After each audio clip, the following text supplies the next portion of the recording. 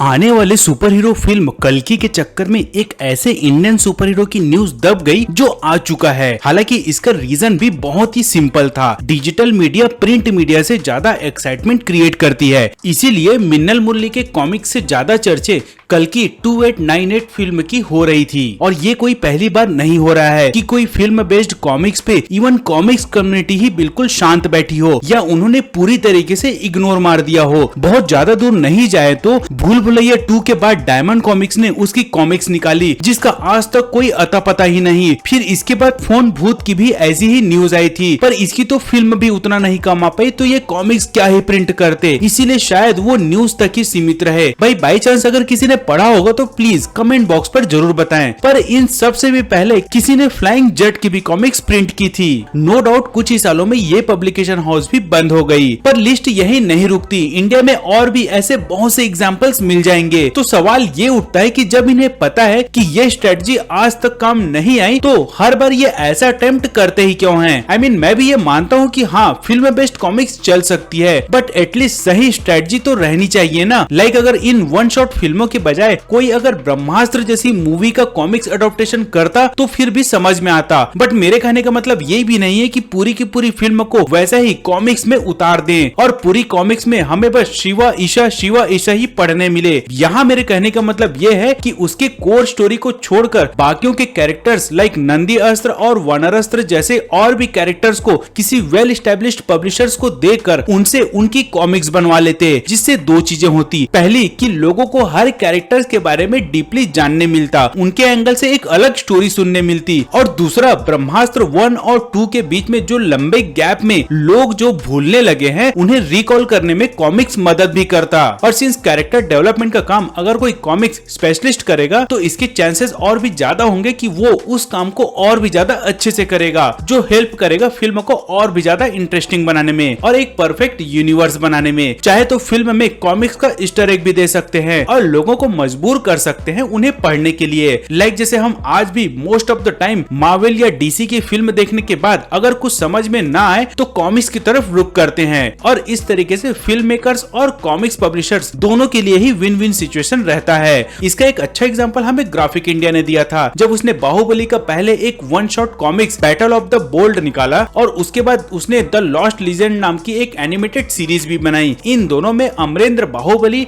और भल्लाल देव के young time की स्टोरी बताई गई थी। ये शो इतना हिट हुआ था कि इसके अब तक 5 सीजन आ चुके हैं और फिल्म और एनिमेटेड सीरीज के कारण इसकी जो लिमिटेड कॉमिक्स प्रिंट की गई थी वो सारे आउट ऑफ स्टॉक हो गए। और सिंस ग्राफिक इंडिया कभी भी रीप्रिंट नहीं करता, इसलिए अब उसके मिलने के चांसेस तो बहुत ही कम है। पर इन सब से ग्राफिक इंडिया ने न केवल अपना इन्वेस्टमेंट रिकवर किया बल्कि वो अपना प्रॉफिट भी निकाल लिया। तो इसे आप बोल सकते हैं कि एक परफेक्ट स्ट्रेटजी के साथ किसी कैरेक्टर या फिल्म का यूटिलाइज करना। अब अगर वापस से मिन्नल मुरली के पास आए तो यहाँ मेरे कहने का मतलब ये बिल्कुल भी नहीं है कि इसकी फिल्म बेकार थी। फिल्म तो वाकई में अच्छी थी और बजट देखकर तो और भी रिस्पेक्ट बढ़ जाता है, मगर ये फिल्म वन शॉट स्टोरी के साथ खत्म हो चुका है। हीरो और विलेन दोनों की स्टोरी ऑलरेडी बताई जा चुकी है और फिलहाल आगे के लिए इन्होंने कोई सा भी स्कोप नहीं छोड़ा है। तो अब कॉमिक्स में इसे किस तरीके से प्रेजेंट करने वाले हैं या कर चुके हैं, इसका ना तो रीडर्स को पता है और ना ही पब्लिशर्स ने अब तक पता चलने दिया है। डाउट है कि ये बस एक न्यूज आर्टिकल तक ही सीमित रह जाएगा या मोस्ट प्रोबेबली एक आध इशू ही बनेगा। मैं यहाँ किसी के एफर्ट्स पे सवाल नहीं उठा रहा हूँ, but without vision without strategy randomly ऐसे ही कॉमिक्स बना देना किसी भी कम्युनिटी में एक्साइटमेंट नहीं बढ़ाएगा, बल्कि उल्टे ये फेलियर आगे कॉमिक्स कम्युनिटी को ही डिसअपॉइंट करेगा, जो कि ऑलरेडी अपने गुमनामी के दौर पे जी रहा है। वैसे कोई भी कितनी भी फिल्म बेस्ड कॉमिक्स बना ले, वो कभी भी वैसा एक्साइटमेंट क्रिएट नहीं कर पाएगा जो एक कॉमिक्स बेस्ड फिल्म करेगा, स्पेशली जो ओल्ड पब्लिकेशन है लाइक राज कॉमिक्स। बट अब इनके बारे में तो सपने में भी नहीं सोचा जा सकता। इन दिनों इनके हालात तो ये हैं कि अगर कल के डेट में ये टीजर भी बना ले तो उसके मोनेटाइजेशन के पैसे के भी 3 हिस्से होंगे। फिर उसके हिसाब से फिल्म या वेब सीरीज की तो बात ही करना छोड़ दें। हाँ, new publication like holy cow से इन फ्यूचर कुछ उम्मीदें की जा सकती हैं। वैसे आपका इस फिल्म बेस्ड कॉमिक्स के कॉन्सेप्ट पे क्या कहना है दोस्तों, हमें कमेंट बॉक्स पर जरूर बताना। तो आज के लिए फिलहाल इतना ही दोस्तों। वीडियो अगर अच्छी लगी होगी तो लाइक और चैनल को सब्सक्राइब करना बिल्कुल भी ना भूलें। तो मिलते हैं दोस्तों जल्द ही अगले टॉपिक के साथ, तब तक के लिए tata bye bye and take care.